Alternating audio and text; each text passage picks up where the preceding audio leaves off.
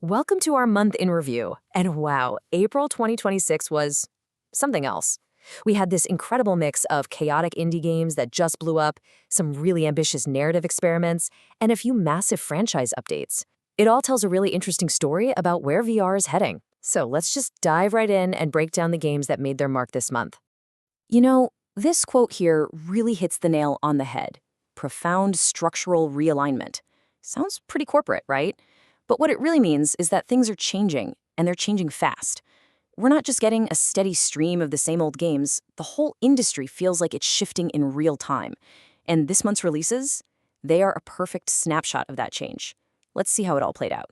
Okay, before we jump into the games themselves, it's really important to talk about how we're judging them. This isn't just about what's fun, though that's a big part of it, obviously. It's about what's actually pushing the medium forward. We're looking at it through these three lenses. First, gameplay innovation. Is it doing something new? Something you can really only do in VR. Second, presentation and style. How does it look? How does it sound? How does it feel? Is it a polished experience? And finally, overall impact. This one's huge. Did it make waves? Did it get people talking?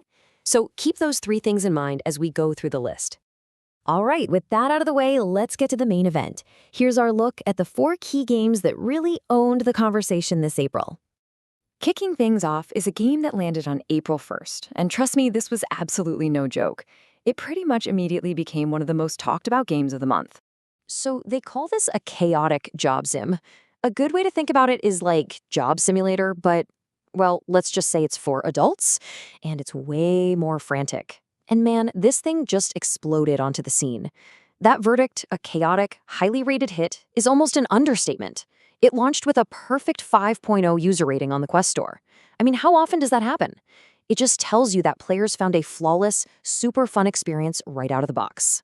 Next up, we're doing a complete 180. We're shifting gears to a game that's much quieter, much more thoughtful, but has this incredible technical trick hidden inside. This is The Amusement from Curvature Games. It's a story-driven puzzle game set in this creepy, abandoned 1920s amusement park. And yeah, we're calling it an innovative puzzler, but that's not just about the story. Oh no, it's because of this absolutely genius movement system they built. And believe me, we are definitely going to circle back to that in a minute. Then, dropping later in the month, an adventure arrived that is just perfect proof that the indie spirit in VR is alive and kicking. Okay, get this. This game is a co-op, physics-based dungeon crawler. But the really mind-blowing part? Look at the developer. It says solo developer. This was made by one single student. It's unbelievable. And that's exactly why we call it ambitious. The physics interactions are so deep, everything just feels real and tangible. It's just an amazing testament to the kind of talent that's building the future of VR. And finally, a huge moment for a beloved and, let's be honest, notoriously difficult franchise. It finally stepped out of early access and into its final form. Yeah, for the hardcore VR survival fans, this was a really big deal. CM Games' sequel officially hit version 1.0, and they didn't just quietly flip a switch. They dropped a huge update along with it. We're talking a fully voiced mission chain and a bunch of features the community had been asking for ages. Basically, they delivered on the promise. So I mentioned we'd come back to something, right?